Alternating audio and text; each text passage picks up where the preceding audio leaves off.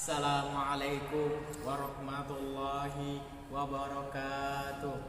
Alhamdulillah, assalatu wassalamu ala rasulillah Sayyidina Muhammad ibni Abdillah wa ala alihi wa sahbihi wa man walah. La hawla wa la quwata illa billah. Amma ba'du. Yang terhormat Dewan Juri yang adil dan bijaksana, puji syukur atas kehadiran Allah Subhanahu wa taala yang telah memberikan kita nikmat dan karunia-Nya sehingga kita bisa terus beribadah. Kemudian salawat beserta salam tidak lupa kita curahkan kepada baginda alam, yakni Nabi Muhammad sallallahu alaihi wasallam, dengan mengucapkan Allahumma sholli ala sayyidina Muhammad wa ala ali sayyidina Muhammad sallallahu alaihi. Dalam kesempatan kali ini saya akan menyampaikan dakwah tentang hikmah dari Isra dan Mi'raj.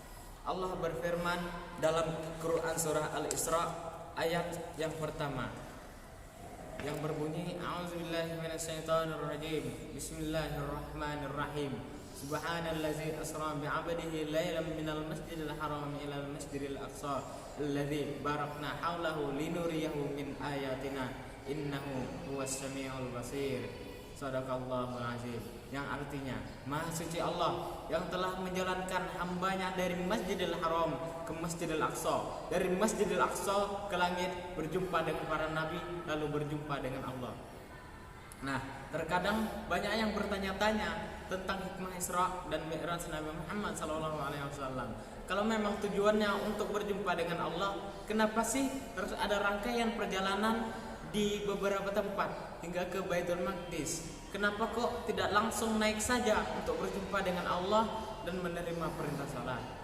Kita harus tahu bahwasanya Nabi Muhammad SAW dalam perjalanan Isra Mi'rajnya beliau mampir ke beberapa tempat.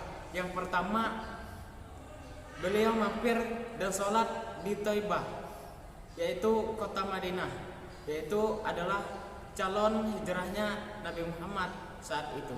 Yang kedua, beliau mampir ke Bukit Tursina. Di situ beliau juga sholat 2 rakaat. Di situ adalah tempat di mana Allah berdialog langsung dengan Nabi Musa alaihissalam. Yang ketiga, mampir ke tempat Baitul Lahmi. Itulah tempat kelahirannya Nabi Isa alaihissalam. Lalu ke Baitul Maqdis untuk mengerjakan sholat.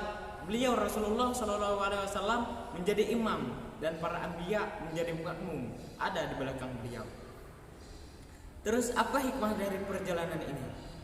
Pertama, bahwasanya ketika Nabi Muhammad SAW langsung berjumpa dengan Allah, untuk ketika beliau mengatakan kepada umat tentang Isra dan Mi'raj, bagaimana beliau membuktikannya, membuktikan perjalanannya.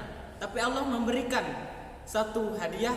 Yang pertama, Isra, perjalanan ke Baitul Maqdis, supaya beliau bisa membuktikan bahwasanya beliau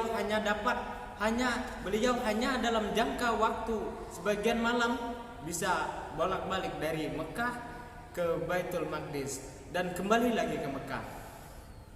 Dan beliau membuktikan kepada orang-orang yang menentangnya. Lalu beliau pun mensifatkan satu persatu bagian daripada Baitul Maqdis, hingga orang-orang yang membenci beliau pun terbungkam dan tidak bisa membantah tentang kehebatan Isra dan Mi'raj Nabi Muhammad SAW. Yang kedua, sebagai teladan untuk kita umat Nabi, Nabi Muhammad mengunjungi beberapa tempat, dan itulah tempat yang berkah, tempat peninggalan nabi-nabi terdahulu. Itulah petunjuk untuk kita. Itulah petunjuk untuk kita semua. Apabila kamu ingin pergi ke suatu tempat, carilah tempat-tempat yang penuh berkah. Dengan adanya, datanglah Anda ke petilasan, peninggalan-peninggalan yang orang-orang soleh. Di situ ada banyak berkah. Lalu apakah juga Nabi Muhammad mengambil berkah dari tempat-tempat tadi?